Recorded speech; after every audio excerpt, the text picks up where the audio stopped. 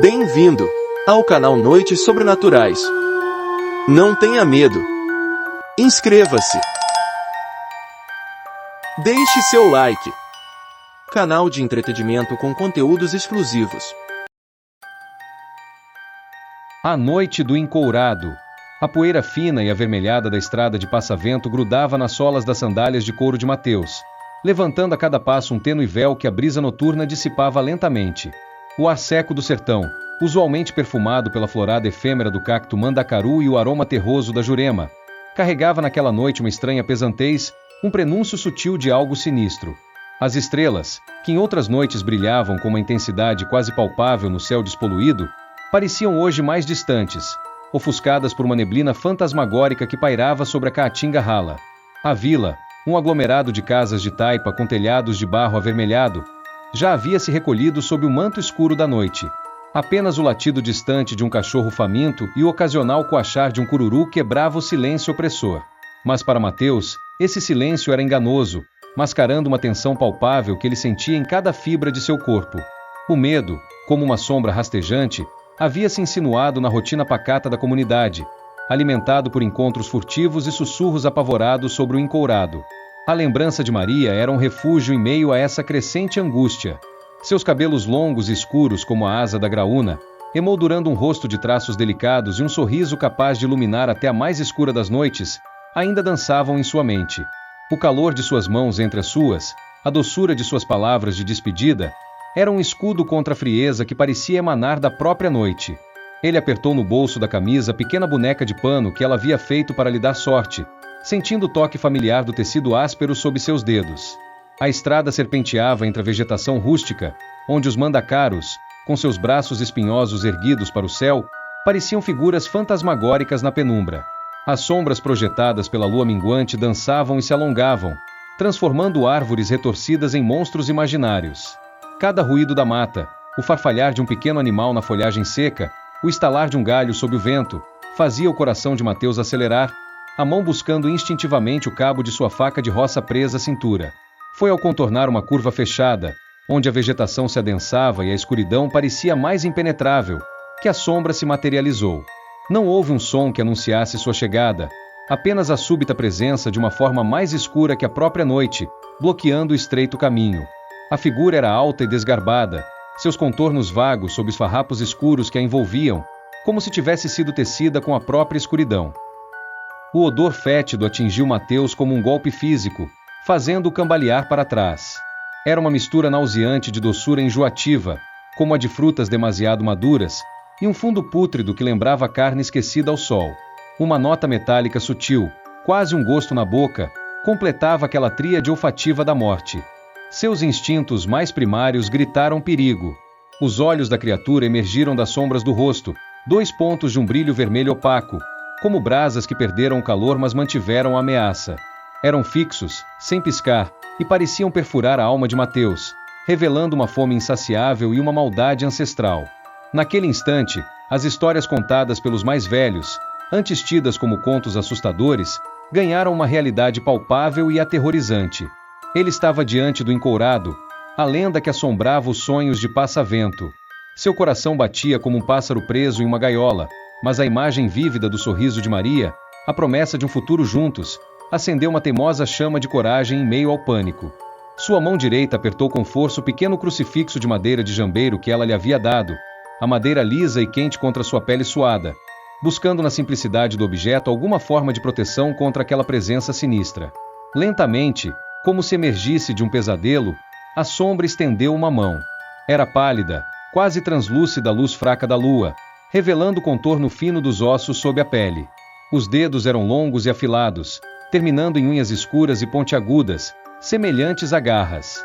A ponta dos dedos parecia vibrar levemente, ansiosa por tocar sua carne, por reivindicar sua vida. O cheiro da morte pairava entre eles. O que Mateus fará diante dessa ameaça iminente? O ar entre Mateus e o encourado tornou-se denso, quase palpável, carregado de uma tensão invisível que prendia a respiração. O silêncio que se seguiu à aparição da criatura era opressor, amplificado pela vastidão da noite sertaneja. Nenhum som de grilos, nenhum sussurro do vento nas folhas. Apenas o batimento acelerado do coração de Mateus ecoando em seus próprios ouvidos e o silêncio espectral que emanava da figura sombria à sua frente. Os olhos vermelhos opacos do encourado permaneceram fixos em Mateus, perfurando a escuridão e parecendo sondar a própria essência de sua alma. Não havia pressa em seu olhar, apenas uma fome fria e paciente, como a de um predador que sabe que sua presa não tem escapatória. A mão pálida, estendida em sua direção, pairava no ar, os dedos finos e ossudos movendo-se ligeiramente, como se estivessem tateando o espaço entre eles, ansiosos pelo contato. Mateus sentia o medo como um nó gelado em seu estômago, mas a visão daquela mão espectral despertou nele uma reação instintiva de recuo. Seus pés se moveram involuntariamente, arrastando-se na poeira da estrada, criando um som sutil que quebrava o silêncio. Ele se afastou alguns passos, mantendo os olhos fixos na criatura, a mente trabalhando freneticamente em busca de uma saída. A pequena cruz de madeira em sua mão direita era apertada com tanta força que seus nós dos dedos ficaram brancos. Era um símbolo de sua fé, a única arma que ele possuía contra o desconhecido. Ele elevou o crucifixo ligeiramente, como se oferecendo como uma barreira entre ele e a criatura, observando atentamente qualquer reação do encourado.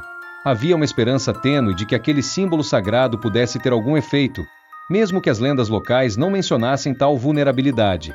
Naquele momento de confronto silencioso, o cheiro fétido do encourado se intensificou, invadindo as narinas de Mateus com uma pungência ainda maior. Era um odor que falava de morte e decomposição, uma lembrança constante da natureza profana da criatura. Mateus prendeu a respiração, tentando não sucumbir à náusea, enquanto seus olhos varriam o ambiente desesperadamente. A escuridão da caatinga oferecia poucos esconderijos, e a vastidão da noite parecia isolá-lo ainda mais da ajuda. A tensão entre eles era quase palpável, como uma corda esticada ao limite. O encourado permanecia imóvel, observando a reação de Mateus com uma paciência sinistra. Mateus, por sua vez, agarrava-se à sua fé e buscava freneticamente por uma estratégia, por qualquer sinal de fraqueza na postura da criatura. O silêncio da estrada deserta era agora um campo de batalha silencioso, onde o medo e a esperança se enfrentavam sob o olhar frio e faminto do encourado. Aquele era o instante crucial, a calmaria antes da tempestade, onde a próxima ação de Mateus poderia significar a vida ou a morte. O silêncio opressor da estrada deserta foi finalmente quebrado por um movimento lento e deliberado do encourado. Após a breve hesitação de Mateus e a elevação hesitante do crucifixo, a criatura pareceu desconsiderar o símbolo de fé com uma indiferença fria e aterradora. Seus olhos vermelhos opacos permaneceram fixos em Mateus, sem qualquer sinal de perturbação ou repulsa. Com uma cadência sinistra, o encourado começou a avançar.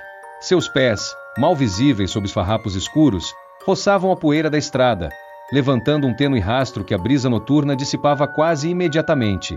Não havia pressa em seu movimento, apenas uma certeza metódica, como a de um predador que encurrala sua presa com a convicção de que a fuga é impossível. Cada passo lento e constante parecia encurtar a distância entre a vida e a morte para Mateus.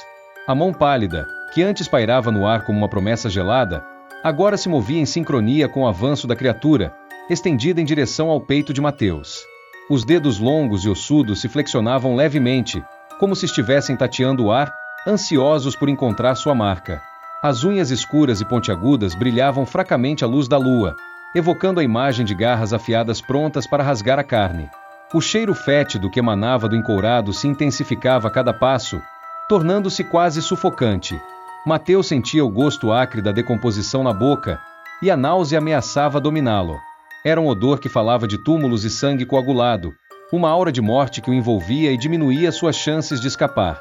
Enquanto a criatura se aproximava, Mateus podia distinguir mais detalhes de sua aparência macabra. O rosto, antes um borrão sombrio, revelava agora traços angulosos e cadavéricos. As maçãs do rosto eram proeminentes, e as órbitas oculares profundas davam a seus olhos vermelhos uma intensidade ainda maior. Sua boca era uma linha fina e escura, mas Mateus podia vislumbrar o brilho fugaz de dentes anormalmente longos e pontiagudos quando a luz da lua os alcançava brevemente. A proximidade do encourado era física e psíquica. Mateus sentia o frio que irradiava da criatura, uma ausência de calor vital que contrastava com o ar morno da noite sertaneja.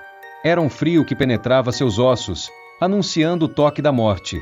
A ameaça não era mais uma sombra distante, era uma presença palpável, um perigo iminente que se movia com uma determinação inexorável em sua direção.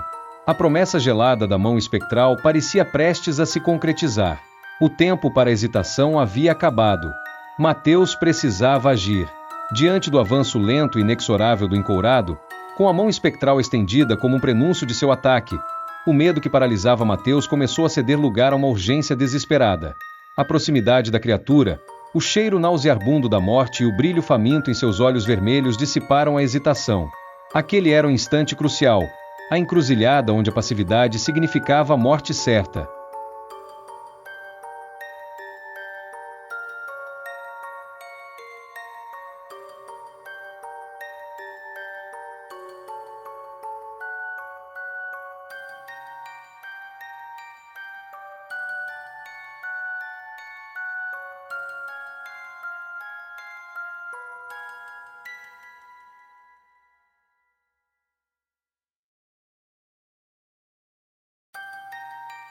Seus dedos apertaram ainda mais o crucifixo de madeira, buscando nele não apenas proteção espiritual, mas também um ponto de apoio físico em meio ao turbilhão de terror. Sua mente, antes turva pelo pânico, começou a trabalhar freneticamente, buscando qualquer fragmento de conhecimento, qualquer sussurro de lenda que pudesse oferecer uma saída. As histórias de Dona Severina sobre a aversão de certas criaturas a símbolos sagrados ecoavam em sua memória, mas a indiferença do encourado ao crucifixo até então lançava uma sombra de dúvida sobre essa esperança. Seus olhos percorreram a escuridão ao redor, buscando desesperadamente por algo que pudesse usar, qualquer elemento do ambiente que pudesse lhe oferecer uma vantagem. A estrada poeirenta não oferecia abrigo, e a vegetação rala da caatinga parecia impenetrável na penumbra. A faca de roça presa à sua cintura pareceu terrivelmente inadequada contra uma criatura sobrenatural. Uma fagulha de uma lembrança distante acendeu em sua mente, a velha igreja de São Miguel, a água benta abençoada pelo padre Joaquim. A ideia surgiu como um raio de esperança em meio à escuridão.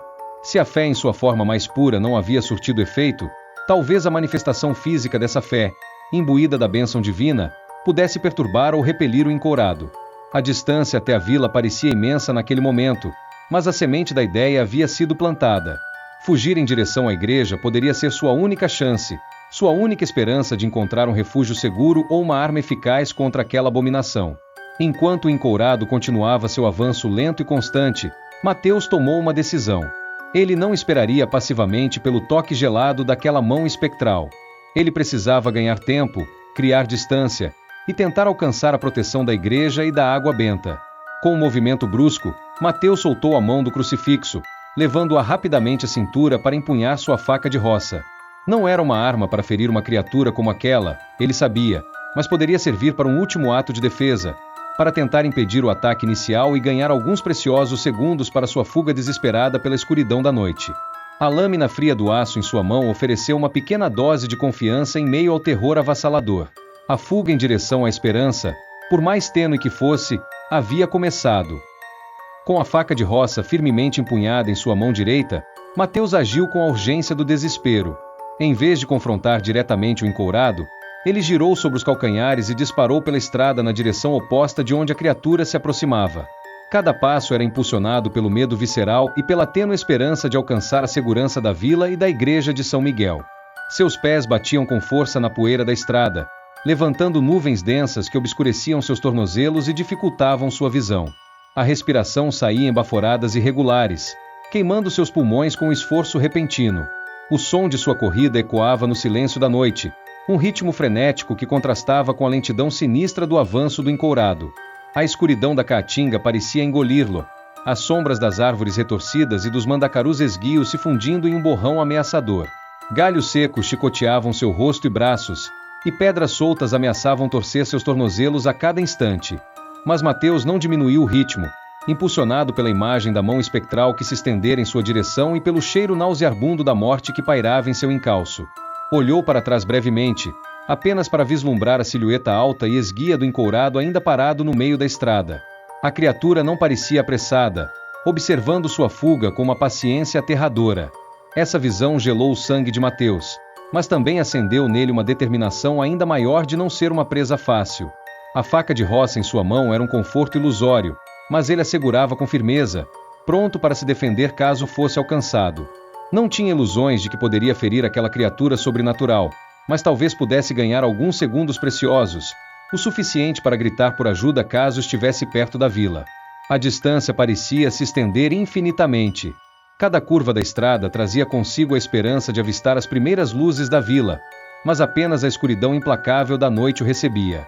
Seus músculos gritavam de cansaço, e seus pulmões ardiam, mas ele continuava correndo, impulsionado pela força do desespero e pela tênue chama da esperança. O som de seus próprios passos era o único acompanhamento em sua fuga desesperada. Ele não conseguia ouvir nenhum sinal de que o encourado perseguia ativamente, mas a sensação de sua presença sinistra pairava sobre ele, como uma sombra invisível que o seguia de perto. A corrida na escuridão era uma luta contra o tempo e contra um terror implacável que parecia transcender as leis da natureza. A esperança de alcançar a segurança da vila era a única coisa que o impedia de sucumbir ao medo e à exaustão. Apesar da corrida desesperada de Mateus, o encourado não se lançou em uma perseguição frenética e barulhenta. Em vez disso, uma sinistra sensação de que a criatura o seguia de perto, de forma silenciosa e implacável, pairava sobre ele como um sudário invisível. Mateus não ouvia o farfalhar de passos apressados na poeira da estrada, nem o som gutural de sua respiração. O silêncio da noite permanecia quase intacto, o que tornava a certeza da perseguição ainda mais perturbadora. Era como se o encourado não precisasse correr, como se sua natureza sobrenatural lhe permitisse acompanhar sua presa sem o esforço físico. A ausência de som de seus movimentos criava uma atmosfera de terror ainda maior, sugerindo uma presença fantasmagórica que deslizava pelas sombras, invisível e inaudível, mas sempre por perto. A cada olhar furtivo para trás, entre as baforadas de ar quente que escapavam de seus pulmões, Mateus não via a figura esguia do encourado correndo em sua direção.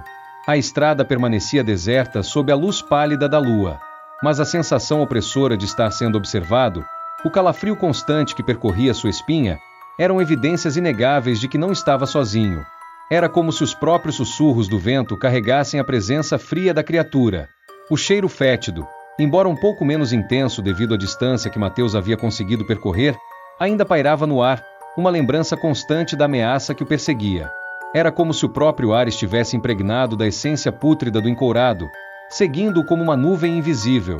A faca de roça em sua mão tremia levemente, um reflexo do cansaço e do medo que o consumiam. Ele sabia que aquela lâmina era inútil contra a criatura, mas o ato de segurá-la firmemente lhe dava uma pequena dose de conforto psicológico, a ilusão de ter alguma forma de defesa. A escuridão da caatinga parecia conspirar com o encourado.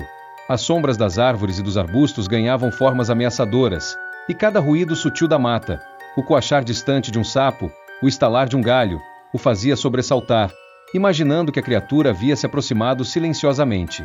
A perseguição silenciosa era uma tortura psicológica. A incerteza de quando e como o encourado atacaria mantinha Mateus em um estado constante de alerta, consumindo suas energias e minando sua esperança.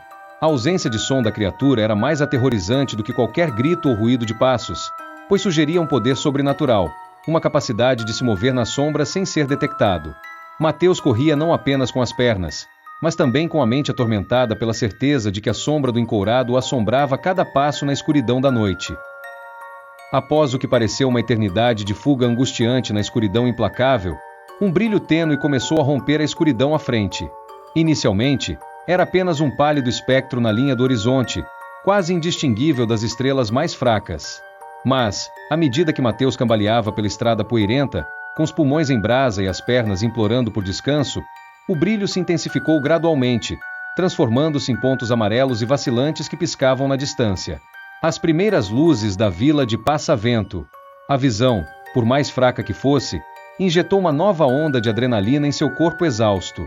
Era como avistar a costa após uma longa e tempestuosa travessia marítima. A esperança, que havia se tornado uma chama bruxuleante sob o peso do medo, reacendeu-se com mais vigor. Com um esforço renovado, Mateus forçou seus músculos doloridos a continuar correndo. A cada passo hesitante, as luzes da vila se tornavam mais definidas, revelando a silhueta escura dos telhados de barro e a forma indistinta de algumas casas mais próximas da estrada. O som distante de um galo cantando, um prenúncio do amanhecer, chegou aos seus ouvidos como uma melodia celestial.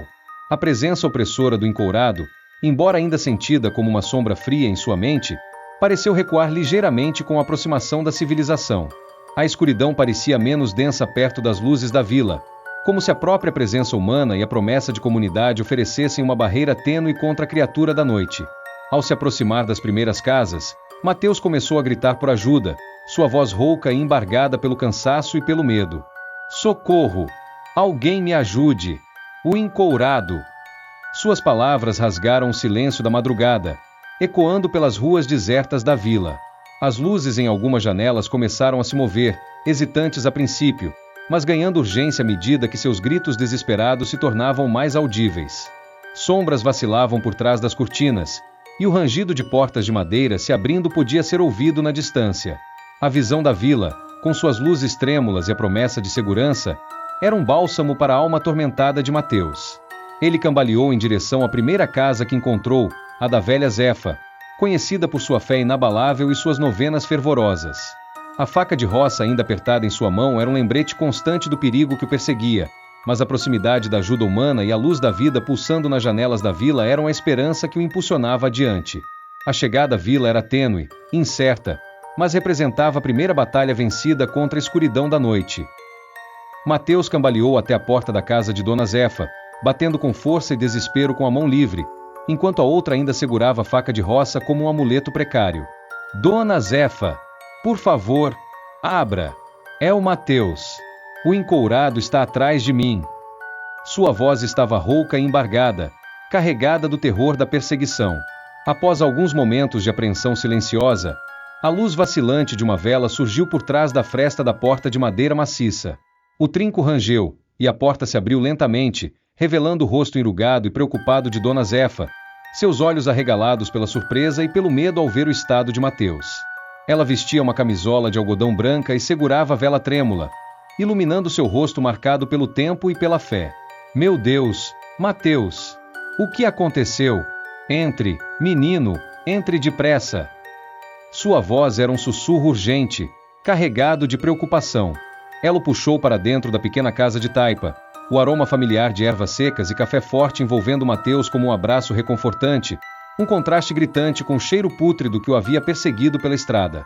Dona Zefa fechou a porta rapidamente, trancando-a com um ferrolho pesado que soou como um trovão no silêncio da madrugada.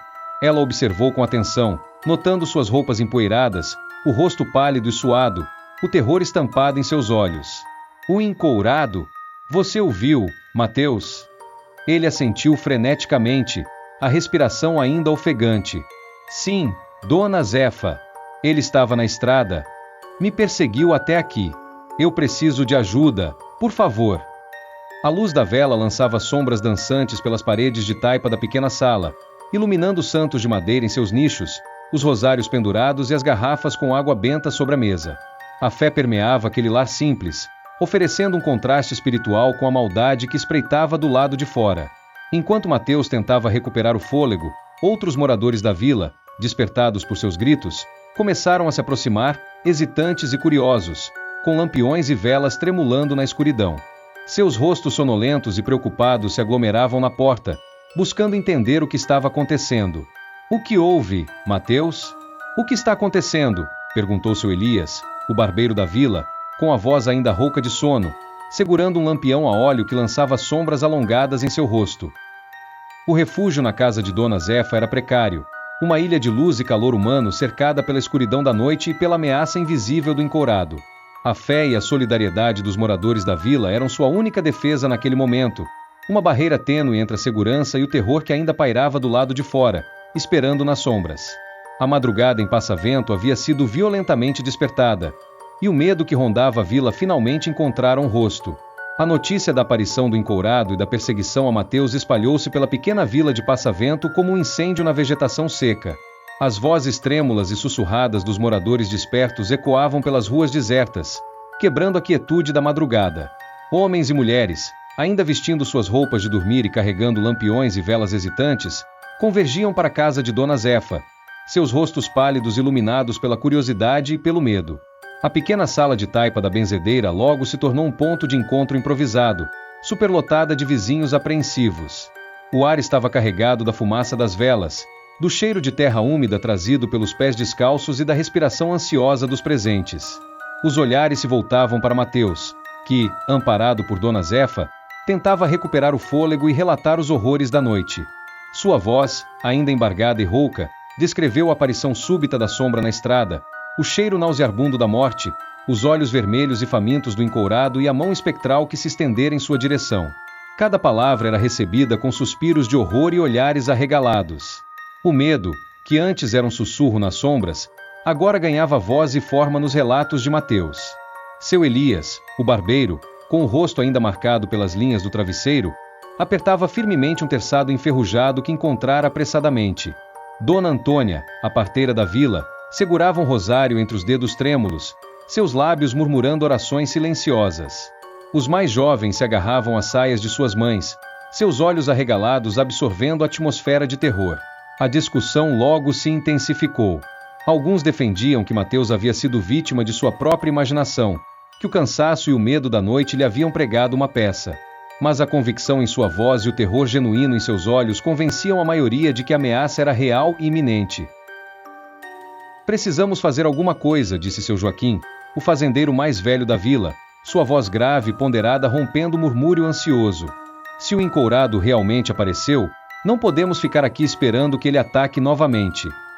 Várias sugestões surgiram, hesitantes e incertas. Alguns propunham tocar os sinos da pequena igreja para alertar toda a comunidade. Outros falavam em se barricar em suas casas e esperar o amanhecer. Dona Severina, a curandeira da vila, com seus olhos sábios e penetrantes, escutava atentamente, seu rosto marcado por uma profunda preocupação. Ela conhecia as lendas do encourado melhor do que ninguém e sabia que enfrentar aquela criatura não seria tarefa fácil. A pequena casa de Dona Zefa se tornou o epicentro de uma reunião tensa e improvisada, onde o medo se misturava à necessidade de ação. A luz vacilante das velas iluminava rostos preocupados e a urgência de encontrar uma solução antes que a sombra da noite trouxesse consigo o terror novamente. A madrugada em Passavento havia se tornado um momento de crise, unindo os moradores em um temor compartilhado e na busca desesperada por proteção contra a ameaça ancestral que espreitava na escuridão. Em meio ao burburinho ansioso e às sugestões hesitantes que preenchiam a pequena casa de Dona Zefa, a voz calma e firme de Dona Severina finalmente se fez ouvir, silenciando o murmúrio apreensivo.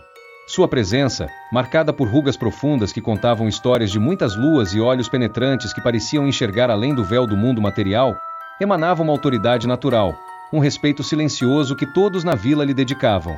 Ela estava sentada em um banquinho de madeira no canto da sala, suas mãos calejadas repousando sobre o colo, observando atentamente o desenrolar da reunião improvisada. Quando falou, sua voz, embora suave, carregava o peso da experiência e do conhecimento ancestral. O medo é um companheiro perigoso, disse ela, seus olhos percorrendo os rostos preocupados dos vizinhos. Ele nos paralisa, nos cega para soluções que podem estar ao nosso alcance. O que Mateus viu esta noite é sério, e não podemos ignorar a ameaça. Dona Severina então começou a compartilhar sua sabedoria, os fragmentos de conhecimento que haviam sido transmitidos a ela por seus antepassados, as tradições e os remédios da terra que poderiam oferecer alguma proteção contra o encourado. Ela falou sobre a importância de manter a fé inabalável, de rezar com fervor e de buscar a proteção dos santos. Lembrou a todos do poder da água benta da igreja de São Miguel, um símbolo de pureza e uma barreira contra as forças do mal. Mas sua sabedoria não se limitava à fé. Ela também falou sobre as plantas da caatinga, aquelas que possuíam propriedades especiais, capazes de repelir energias negativas e afastar criaturas malignas. Mencionou a arruda, com seu cheiro forte e penetrante, o comiguninguêmpode, com sua aura protetora, e o alho, cujo odor era repulsivo para muitas criaturas da noite em outras terras, embora sua eficácia contra o encourado fosse incerta. Precisamos nos preparar, continuou Dona Severina, sua voz ganhando um tom mais firme. Vamos benzer nossas casas com água benta, espalhar arruda e alho nas portas e janelas. As crianças e os mais velhos devem permanecer dentro de casa, em segurança. Os homens mais fortes, munidos de suas ferramentas e com fé em seus corações, precisam estar prontos para defender a vila. Ela instruiu alguns dos homens a irem até a igreja buscar mais água benta, enquanto outros deveriam colher as ervas protetoras nos arredores da vila. Sua liderança calma e suas palavras sábias começaram a dissipar um pouco do pânico inicial, substituindo-o por uma determinação hesitante. Naquela pequena casa iluminada pela luz vacilante das velas, Dona Severina se tornou o farol de esperança em meio à escuridão do medo. Sua sabedoria ancestral, enraizada na fé e no conhecimento da terra, oferecia um caminho para enfrentar a ameaça do encourado, unindo os moradores de Passavento em uma luta pela sua segurança e pela sua paz. A anciã, com sua voz suave e seus olhos penetrantes, guiava a comunidade em direção a uma batalha desigual, onde a fé e os remédios da terra seriam suas principais armas contra a sombra da noite. Sob liderança serena e firme de Dona Severina, a pequena comunidade de Passavento começou a se mobilizar na fria madrugada. A notícia da aparição do encourado havia rompido a letargia da noite, substituindo o sono tranquilo por uma urgência tensa e silenciosa. Os moradores, guiados pelas instruções da anciã, formavam um exército improvisado, suas armas a fé, a sabedoria popular e as ferramentas do dia a dia. Um grupo de homens jovens e robustos, liderados por seu Elias e seu Joaquim, partiu em direção à modesta igreja de São Miguel. Seus lampiões a óleo cortavam a escuridão da madrugada, iluminando seus rostos determinados, embora marcados pela apreensão. Cada passo na estrada poeirenta era um ato de fé, uma busca por aquela água abençoada que Dona Severina acreditava ser uma arma poderosa contra a criatura da noite. O sino rachado da igreja, usualmente silencioso até o raiar do dia, permanecia mudo, mas a esperança de encontrar ali a proteção divina guiava seus passos. Enquanto isso, outras famílias se dispersavam pelos arredores da vila, munidas de cestos e facões, em busca das ervas protetoras mencionadas por Dona Severina. Mães ensinavam a seus filhos as folhas da arruda, reconhecíveis pelo cheiro forte e característico, e mostravam os arbustos do Comiguninguempode, com suas folhas verde escuras e lustrosas. O alho, com seus bulbos de aroma pungente, era desenterrado das pequenas hortas com uma urgência incomum. A caatinga, usualmente vista como fonte de subsistência, tornava-se agora um arsenal de defesa. Na casa de Dona Zefa, a atmosfera permanecia tensa, mas havia um senso crescente de propósito. As portas e janelas eram reforçadas com pedaços de madeira e trancas improvisadas. A água benta trazida da igreja era cuidadosamente distribuída em pequenos recipientes, pronta para ser aspergida nas soleiras e nos cantos das casas. Ramos de arruda e dentes de alho eram pendurados nas portas e janelas, exalando seus aromas na esperança de repelir a presença maligna. As crianças e os mais velhos eram reunidos nas casas mais seguras, envoltos em cobertores e em orações silenciosas. Seus olhos arregalados refletiam a apreensão dos adultos, mas a presença uns dos outros oferecia um mínimo de conforto em meio ao medo. Dona Severina circulava entre eles, oferecendo palavras de encorajamento e sussurrando rezas antigas, sua presença transmitindo uma calma surpreendente em meio ao caos. Os homens mais fortes, armados com facões, foices e terçados, se reuniam na pequena praça da vila, sob a luz vacilante dos lampiões. Seus rostos estavam sérios, marcados pela determinação e por uma ponta de medo do desconhecido. Eles não eram guerreiros, mas pais, maridos e irmãos prontos a defender suas famílias e seu lar contra a ameaça que pairava sobre Passavento. A madrugada fria testemunhava o nascimento de um exército improvisado, unido pela fé e pela necessidade de enfrentar a sombra que ousara perturbar a paz da sua comunidade. A espera pelo retorno da noite era carregada de uma tensão palpável, a esperança de proteção lutando contra o temor do inevitável confronto. Com os preparativos da madrugada concluídos, uma tensa vigília se instalou sobre a pequena vila de Passavento. As luzes trêmulas das velas e dos lampiões lançavam sombras dançantes nas paredes de taipa, criando um ambiente fantasmagórico que refletia a apreensão nos corações dos moradores. As portas e janelas, agora adornadas com ramos de arruda e dentes de alho, permaneciam firmemente trancadas, como barreiras frágeis contra uma ameaça invisível. Os homens da vila, reunidos na praça sob a liderança silenciosa de seu Joaquim, mantinham seus terçados e facões em punho, a lâmina fria do aço refletindo a luz vacilante dos lampiões. Seus rostos estavam sérios, marcados pela exaustão da madrugada e pela incerteza do que a noite traria. A conversa era mínima, quebrada apenas por sussurros ocasionais ou pelo tossir nervoso de alguém. Seus olhos varriam constantemente a escuridão que cercava a vila, atentos a qualquer sinal da presença do encourado. Nas casas, as famílias permaneciam reunidas, os mais velhos e as crianças envoltos em cobertores, seus olhos arregalados fixos nas sombras que se moviam nas paredes. As orações silenciosas eram um murmúrio constante, um pedido fervoroso por proteção contra a maldade que espreitava na noite. A água benta, guardada em pequenos recipientes, estava pronta para ser usada como um último recurso. Dona Severina circulava entre as casas, sua presença calma e reconfortante oferecendo um alívio momentâneo à tensão. Ela contava histórias antigas, lendas de outros tempos em que a vila havia enfrentado perigos e sobrevivido, lembrando a todos da força da comunidade e da proteção que a fé poderia oferecer. Sua voz suave era um bálsamo em meio ao medo crescente.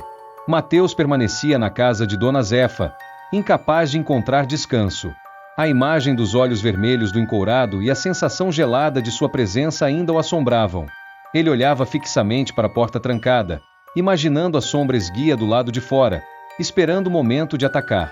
A faca de roça permanecia ao seu lado, um lembrete constante do perigo que ele havia enfrentado e que ainda pairava sobre a vila.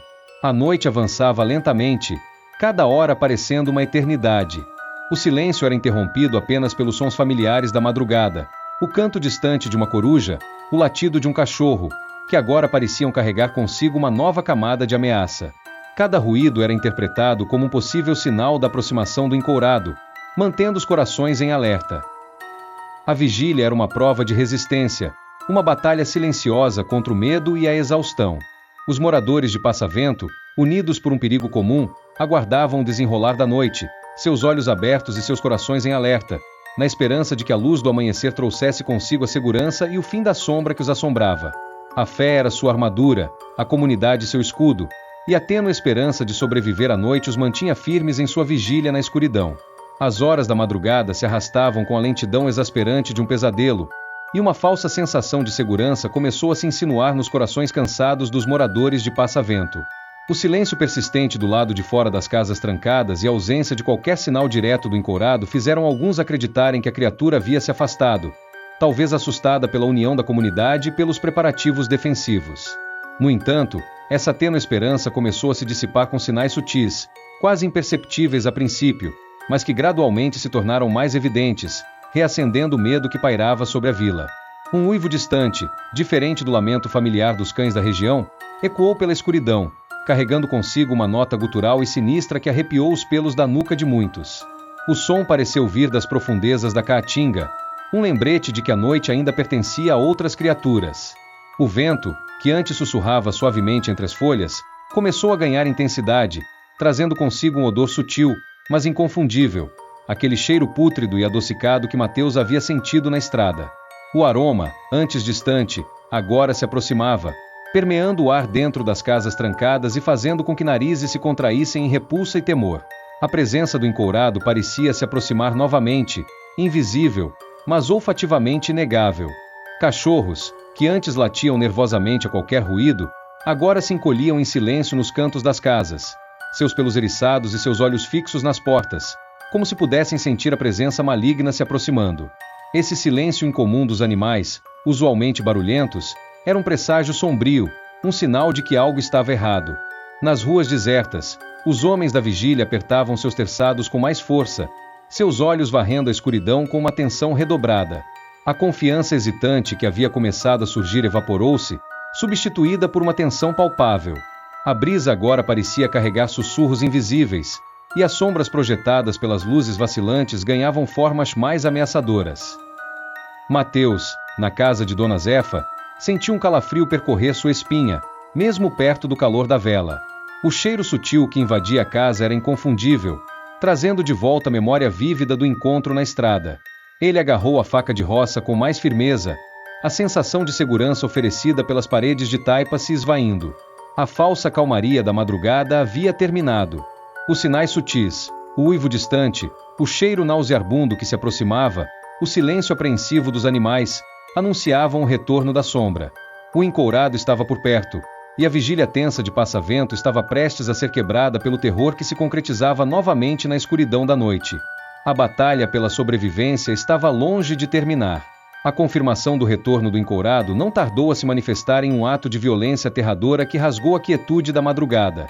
Um grito agudo e desesperado ecoou na escuridão, vindo de uma das casas mais afastadas da pequena vila, quebrando a tensa vigília e lançando Passavento de volta ao abismo do medo.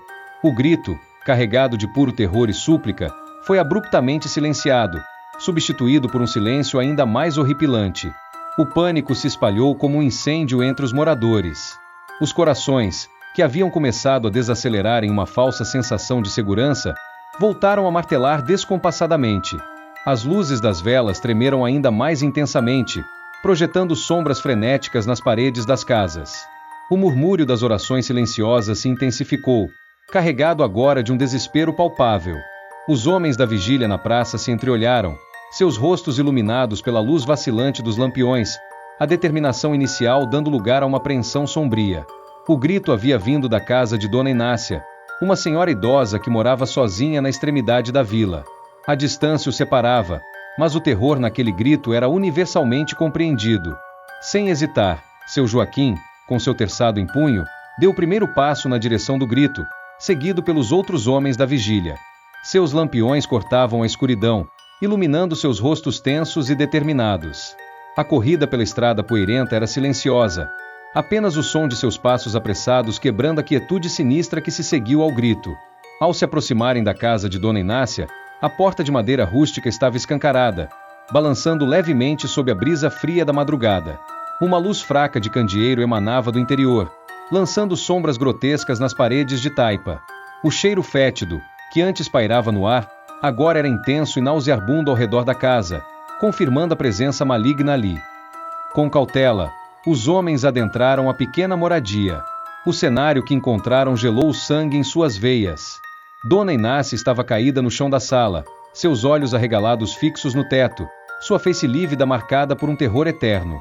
Uma mancha escura e crescente se espalhava em sua camisola branca, e um fio de sangue escorria de duas pequenas perfurações em seu pescoço. O ar estava pesado, carregado do cheiro de morte e da presença inegável do encourado. A barreira da fé e das ervas havia sido rompida. O primeiro ataque havia acontecido, e a sombra da noite havia provado sua força. O medo, que antes era uma sombra espreita, agora se concretizava em uma realidade brutal e sangrenta. A luta pela sobrevivência em Passavento havia entrado em uma nova e terrível fase. O interior da casa de Dona Inácia era um testemunho silencioso do terror repentino e brutal que a havia tomado. A luz trêmula do candeeiro revelava um cenário de desordem sutil, como se uma força invisível e voraz tivesse varrido o pequeno espaço. Uma cadeira de balanço, usualmente móvel no canto da sala, estava levemente virada, como se um movimento brusco a tivesse deslocado. Um bordado inacabado jazia caído no chão, a agulha ainda espetada no tecido, um fragmento de uma rotina interrompida pela violência. O ar estava pesado, carregado não apenas pelo cheiro pungente da morte, mas também por uma aura fria e opressora que fazia os pelos dos braços dos homens se eriçarem.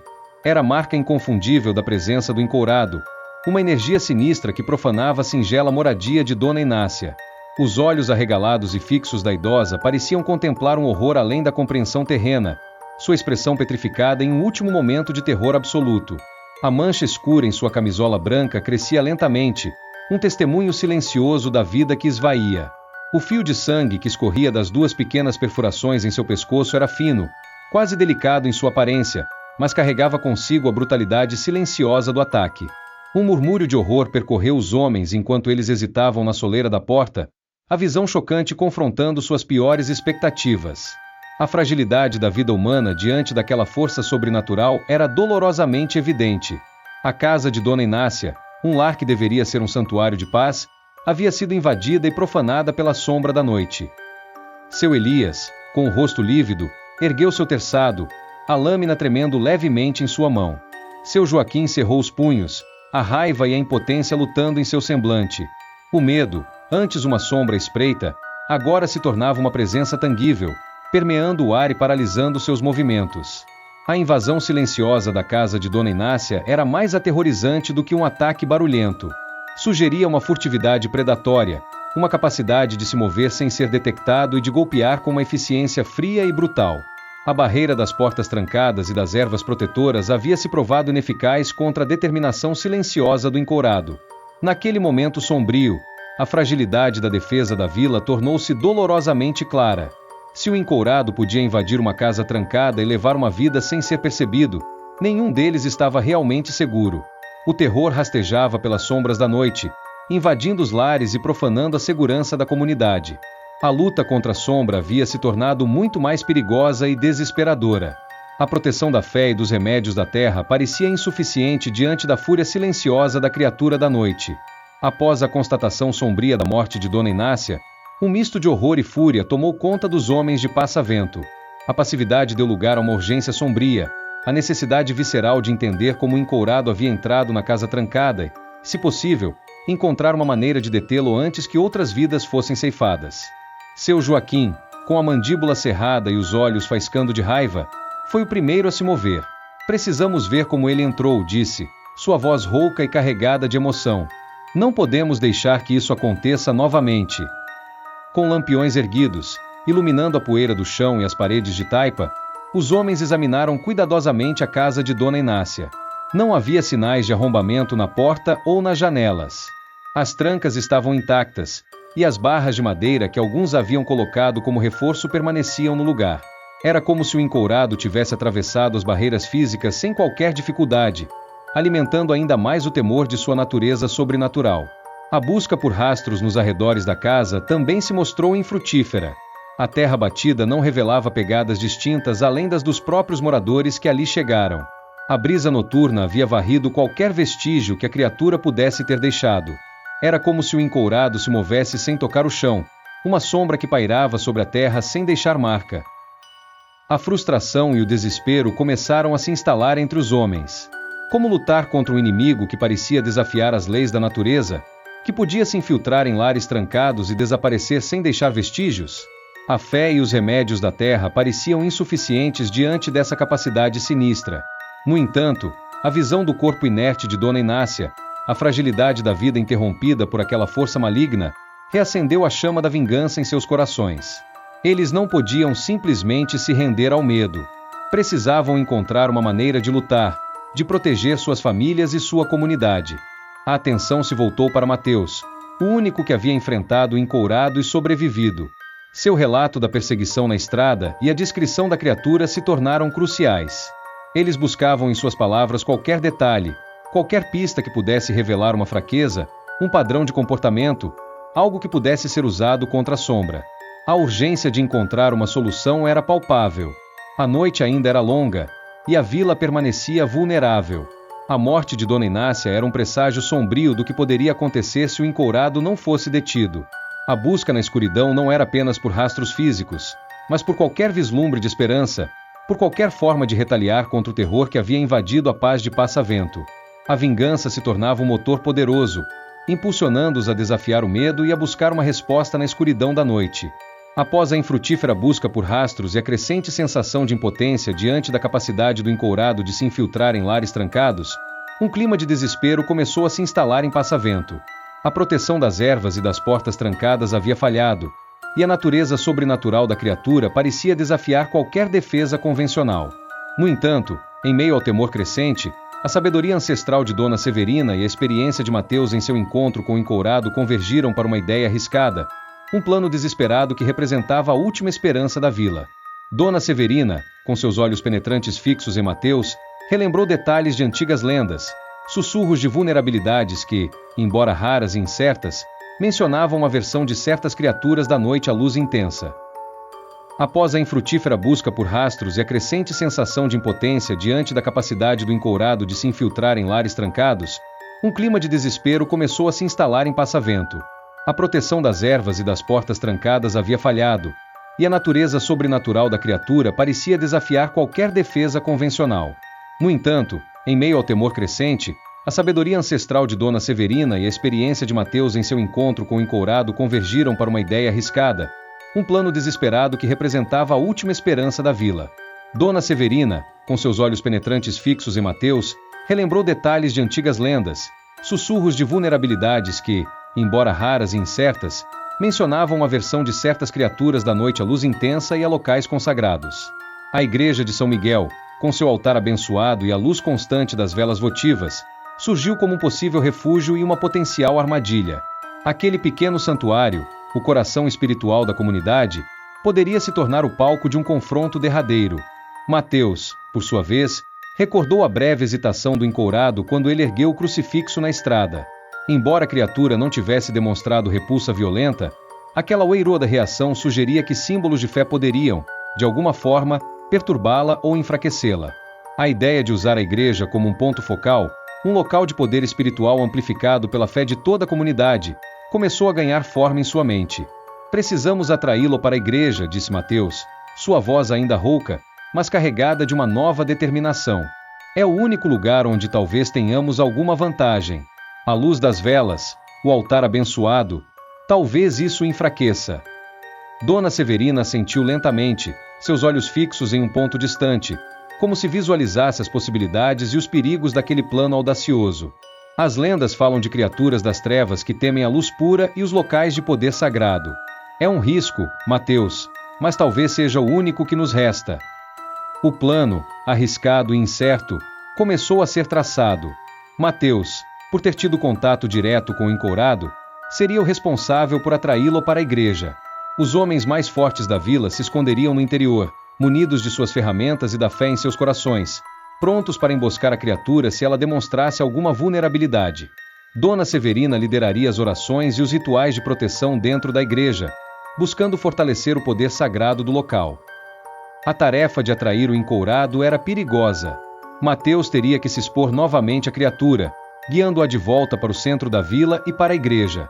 A escuridão da noite seria sua maior inimiga, mas também sua aliada, oferecendo alguma cobertura enquanto ele tentava conduzir a sombra para a luz. A decisão foi tomada com um misto de medo e esperança. Era um plano desesperado, nascido da necessidade de proteger Passavento da ameaça que a assolava. A busca por uma luz, tanto literal quanto espiritual, tornava-se a prioridade máxima.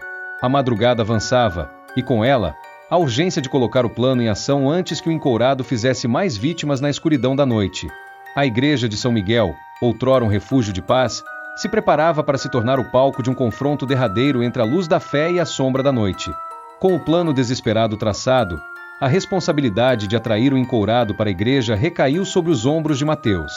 A ideia de se expor novamente àquela criatura gelava seu sangue, mas a imagem de Dona Inácia e o medo de que outros sofressem o mesmo destino o impulsionavam a seguir em frente.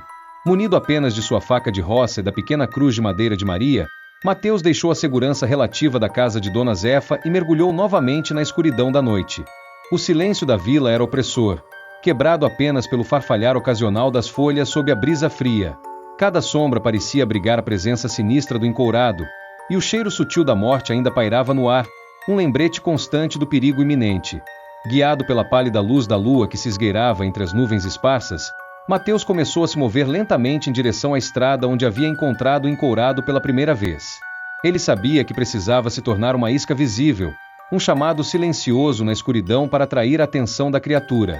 A cada passo hesitante, Mateus murmurava o nome do encourado em voz baixa, quase como uma provocação sussurrada ao vento.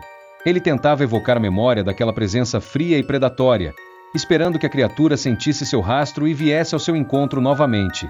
A tensão era excruciante, a sensação de estar sendo observado a cada instante. Ao alcançar a estrada deserta, Mateus parou, erguendo a cruz de madeira em sua mão como um farol silencioso na escuridão. Ele sabia que precisava parecer vulnerável, uma presa fácil para atrair o encourado para fora de seu esconderijo. O medo tentava paralisá-lo, mas a determinação de proteger sua comunidade o mantinha firme. Após alguns momentos de espera angustiante que pareceram uma eternidade, Mateus sentiu a familiar presença fria se aproximando. O ar ficou mais pesado, e o cheiro nauseabundo da morte se intensificou gradualmente. A sombra alta e esguia começou a se materializar na escuridão à frente, seus olhos vermelhos opacos brilhando fracamente. O encourado havia respondido ao seu chamado. Com o coração batendo forte no peito, Mateus começou a recuar lentamente, mantendo a cruz erguida e seus olhos fixos na criatura. Ele precisava conduzi-la de volta para a vila, para a luz da igreja, para a armadilha que eles haviam preparado. Cada passo para trás era um risco calculado, uma dança perigosa entre predador e presa na escuridão da noite. O caminho para a luz seria longo e incerto, mas era a única esperança que restava para Passavento. O chamado na escuridão havia sido atendido, e o confronto final se aproximava. A condução do encourado de volta para a vila era uma dança macabra sob o manto escuro da noite. Mateus recuava lentamente pela estrada poeirenta, a cruz de madeira de Maria erguida à sua frente como um escudo frágil contra a presença opressora da criatura. Seus olhos permaneciam fixos nos olhos vermelhos opacos do encourado, tentando manter contato visual, como se isso pudesse exercer algum tipo de controle sobre a sombra. O encourado seguia, sua movimentação ainda lenta e calculada, mas com uma intensidade crescente em seu olhar faminto. Parecia intrigado pela ousadia de Mateus, talvez até mesmo divertido com a aparente vulnerabilidade da presa que agora o guiava. O cheiro fétido que emanava da criatura se intensificava à medida que se aproximavam, tornando a respiração de Mateus cada vez mais difícil. A lua minguante, escondida intermitentemente por nuvens esparsas, lançava sombras alongadas e distorcidas que dançavam ao redor de seus pés, criando um cenário fantasmagórico. Cada ruído da noite, o sussurro do vento, o coachar distante de um sapo, parecia amplificado pela tensão, mantendo os nervos de Mateus à flor da pele. À medida que se aproximavam das primeiras casas da vila, as luzes trêmulas na janela se tornavam mais definidas, atuando como um farol vacilante na escuridão. Mateus sentia uma ponta de esperança reacender em seu peito. A proximidade da civilização, mesmo que precária, oferecia um contraste com a solidão aterrorizante da estrada. Ele guiava o encourado pelas ruas estreitas e desertas da vila, evitando as casas trancadas e seguindo em direção à silhueta escura da igreja de São Miguel que se erguia no centro da pequena praça. A cruz em sua mão tremia ligeiramente, não apenas pelo cansaço, mas pela crescente proximidade do local que eles esperavam ser sua salvação. O silêncio da vila era agora diferente da quietude opressora da estrada. Havia uma tensão palpável no ar, a respiração suspensa dos moradores escondidos em suas casas, a expectativa ansiosa dos homens emboscados na igreja. Mateus podia sentir os olhos invisíveis o seguindo, a fé e o medo da comunidade pairando sobre ele. Ao chegarem à frente da igreja, a pequena construção de taipa emanava uma luz fraca e constante das velas acesas no interior. A porta de madeira estava entreaberta, convidando a sombra para dentro. Mateus parou na soleira, virando-se para encarar o encourado, a cruz de madeira erguida como um desafio final. Este é o lugar, disse Mateus, sua voz rouca mas firme, rompendo o silêncio da noite. Entre, se ousar. O encourado hesitou na entrada da igreja, seus olhos vermelhos fixos na luz bruxuleante do interior. Pela primeira vez desde o encontro na estrada, Mateus percebeu uma oeiroa da hesitação, uma sombra de cautela na postura da criatura. A luz da fé parecia exercer algum tipo de influência sobre a sombra da noite. A armadilha estava armada. A dança macabra havia chegado ao seu clímax. O confronto final estava prestes a acontecer sob a luz tênue da igreja de São Miguel. A hesitação do encourado na soleira da igreja de São Miguel foi breve, mas significativa.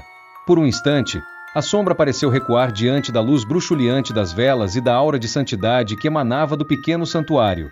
Seus olhos vermelhos opacos piscaram, como se a luz fosse dolorosa para sua visão acostumada à escuridão. Mateus aproveitou aquele instante de incerteza. Com um grito de desafio, ele avançou um passo para dentro da igreja, erguendo a cruz de madeira de Maria como uma arma. Em nome de Deus, afaste-se! Sua voz ecoou no pequeno espaço, carregada de fé e desespero. A reação do encourado foi imediata e furiosa. Ignorando a hesitação momentânea, a criatura avançou pela porta, sua forma esguia e sombria rompendo a barreira da luz. Um rosnado gutural escapou de sua garganta, um som bestial que profanou a quietude da igreja. O cheiro fétido que o acompanhava invadiu o ar, misturando-se ao aroma suave do incenso e da cera queimada. No interior da igreja, os homens de passa-vento, escondidos nas sombras laterais e atrás do altar, emergiram de seus esconderijos, brandindo seus terçados e facões. Seus rostos estavam tensos, iluminados pela luz vacilante das velas, a fé e o medo lutando em seus corações. Dona Severina estava ajoelhada diante do altar, suas mãos unidas em fervorosa oração. Sua voz, embora trêmula, ecoava pelas paredes da igreja, recitando salmos antigos e invocações de proteção. A água benta, guardada em pequenos recipientes, estava pronta para ser usada. O confronto final havia começado. O encourado, furioso por ter sido conduzido a um local de poder sagrado, lançou-se sobre Mateus com uma velocidade surpreendente. Seus olhos vermelhos brilhavam com uma intensidade demoníaca, e suas presas afiadas ficaram visíveis em um sorriso predatório. Mateus se esquivou do ataque com agilidade, usando a cruz de madeira para tentar manter a criatura à distância. Os homens da vila avançaram, brandindo suas armas contra a sombra. O metal encontrou resistência, não a carne e o osso de uma criatura viva, mas algo mais denso e espectral. Rosnados de dor e fúria escaparam do encourado enquanto era atingido. Dona Severina, no altar, aspergiu água benta na direção da criatura. O contato da água sagrada pareceu queimar a sombra, fazendo-a recuar com um grito agônico. A fumaça se elevou brevemente do ponto onde a água tocou sua forma. A luz das velas, antes uma tênue esperança, agora parecia se intensificar, banhando a igreja em um brilho constante. O encourado cambaleava, sua força visivelmente diminuindo sob a luz da fé e o poder do local sagrado.